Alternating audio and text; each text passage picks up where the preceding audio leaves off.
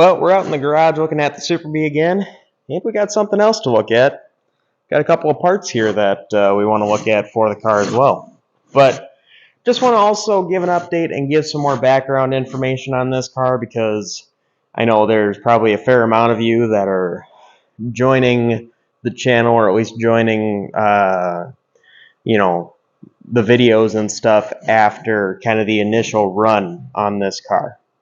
So backstory on this, for anybody that doesn't know what this car is, where it came from, I'll give a quick little information on that. This car I bought, me and my dad bought after he sold his Charger, and we actually bought this car to, in a way, replace it the very next day. We went to go look at it the same day as his Charger sold. So kind of an interesting little transition there. But the big thing is very solid. And also, if anybody recognizes it or knows anything about the history of it, I never got really any history on this car. I was told a couple from Wyoming had it about 20 years ago-ish, 20, 25 years ago, and then it got brought to Minnesota, where it sat in a shop that the guy was going to get around to it. He had it for, 10, 15, 20 years, whatever it ended up being, and we've now had it for a few years, since 2020. So that's all I know about it. If anybody has any information on it, that would be great. I doubt it, but you never know. But this car was a 383 automatic, buckets, console. You can see the original color, B5 blue there. It was repainted a darker blue, and it got the flame job. So that's pretty much all I know. It has a few cool options. It is a hardtop, no post. Like I said, bucket seat console, automatic, with blue interior, dark blue B7 interior, and it was ordered with a 391 sure grip. So speaking of the rear end, one update I do have is, maybe I mentioned it in videos, maybe I didn't. It's been a little while. I was having a real hard time pushing this car around. I could not, for the life of me and my dad pushing as hard as we could barely get the thing to move. And I thought I was having issues with the rear end being locked up. Maybe something was way out of adjustment, something was wrong, something was off, whatever it was. I was like, crap, maybe I got to take the rear end back apart. Because I just put, with this last year, I just put that 391 sure grip in it. So that was not the problem. I disconnected the drive shaft, had it jacked up, spun the drive shaft, and everything was fine going in forward, but it was really tight going in reverse. So, but I disconnected the drive shaft and I spun the yoke on the actual rear end on the center chunk, and everything spun just fine, no issues, not a problem. So it's the transmission.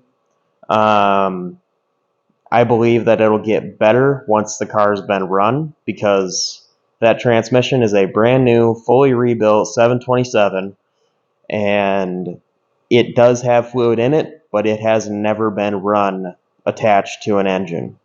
It's never been circulated, the pump has never been run, so I would understand that it might be a little bit stiff. It needs to get circulated, needs to get moving. So that's also more information of what's in the car. It is an automatic 727. The engine, that's where things get a little interesting. This I got in a deal, and we actually dynoed it. If anybody hasn't seen the dyno video, wants to check that out, that's on the channel. It was kind of interesting.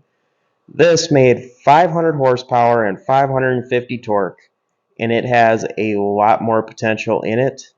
The biggest situation that's kind of wrong about this engine is that intake. This engine was originally built by Petty Enterprise in about 1989, 1990 era, and it was built for a tunnel ram, and it ran a tunnel ram for a while. But the guy that ended up with the engine sold the tunnel ram off it, and then I got the rest of it.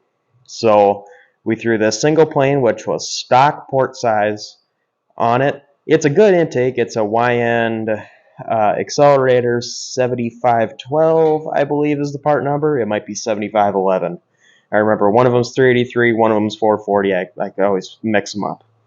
But very good single plane intake, comparable to the M1, but not quite the same. And it made 500 horse and 550 torque on the dyno, and the whole entire time it was running pretty lean because it could not get as much air and fuel as it wanted through that intake. And the heads are 906 iron heads, but they have been extensively ported. They have been opened up almost, not quite, but almost to max wedge size intake ports. And I actually have pictures to prove that, but when I swap to the tunnel ram, which I will be doing, I will take measurements of that and get true comparisons. There's been a lot of bowl work done. These have been upgraded to 218, 181s, excuse me, for the valve sizes. And it should be a very strong engine. It has a ton of torque. We started a lot of our pulls right about 3,500 RPM in the later pulls, and it was already well over 500 torque at 3,500 RPM. So very good situation. Currently, it's got the 1-inch spacer, and there's a lot of things in here not hooked up, a lot of things that need to be finished.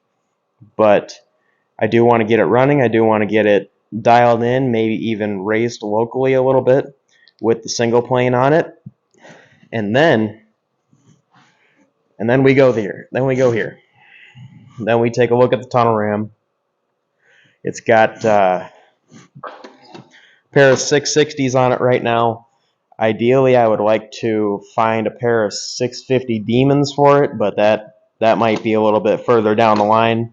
But these 660s are fully rebuilt, ready to go, ready to rock, and I just need to do new accelerator pumps. I know somebody's probably going to point that out, but just needs new accelerator pumps, and it's ready to go. So, and this is a YN Stage 2.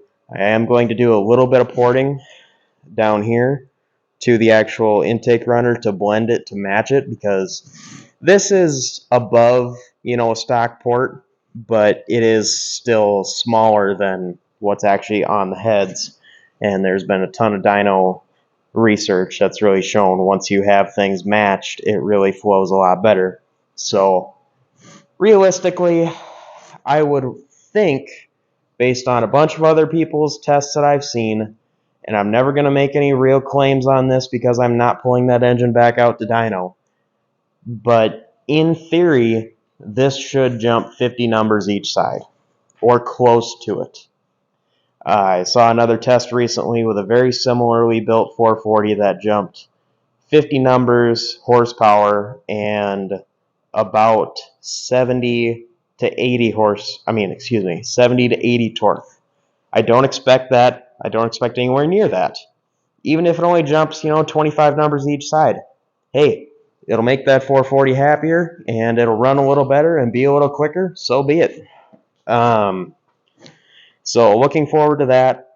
I'm not pulling this back out to dyno it with the tunnel ram, but this engine will not be in here forever. Whenever it does come out, it will be dynoed with the tunnel ram, and we'll see what it really does. But between now and then, it's all speculation. It doesn't really matter too much.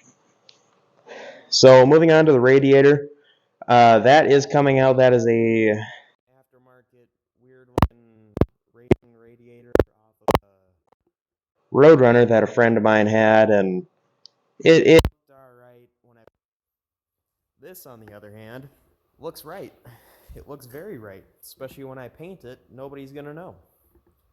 The only way to tell this from a factory one when it's painted is the fact that it doesn't have a part number here or here. So that's going to look good. It is aluminum. It is going to cool better than a factory radiator for sure. It has all the factory style mounting tabs. It shipped very quick. I got it from a place called Auto City Classics. Not sponsored, but if they wanted to be, I definitely would talk to them. But that's pretty unlikely. But yeah, it's got all the right little tabs and everything. It's a 26-inch radiator. They had them with the hoses on either side. And very good customer service, I will say, because I made the mistake of ordering the wrong one, where it had the hoses on the opposite sides. like it would have been on a later car. And I called them up. I said, hey, sorry, made a mistake. Can we get this fixed? And they said, okay, yeah, we didn't process your order yet. No problem. They switched it over. Really good people. So if anybody wants to check that out, where I got that is called Auto City Classics. It's actually local here in Minnesota. But they shipped it to me in only about a day. So really good. That, and then with the tunnel ram, I think this definitely would be pretty cool to see the whole thing come together, and it will be coming together in the next couple months, and then we got to do a bunch of interior work. So definitely stay tuned for all kinds of stuff with that, and let me know what you guys want to see on this. I mean, do you guys want to see little short videos of me swapping the radiator and setting stuff up and running fuel lines and a bunch of stuff like that? Let me know, and I'll definitely keep you guys updated. We've been doing a little bit of tire test fitting.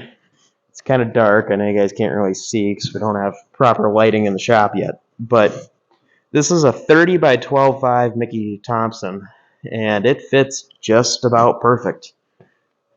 Nice gap up front, about 1.5 inches, and probably almost 2 inches in the back. I know it's dark and you can't see that, but yeah, it definitely looks like it's pretty much ready to launch. But we'll see how it goes. This will be the No Name Nationals 2024 car. Looking forward to seeing everybody there. And definitely let me know what you guys want to see, and we'll be keeping doing videos on this, hopefully every week. So definitely like, share, subscribe, check out all that stuff, and I appreciate you guys watching, and I'll see you guys in the next one.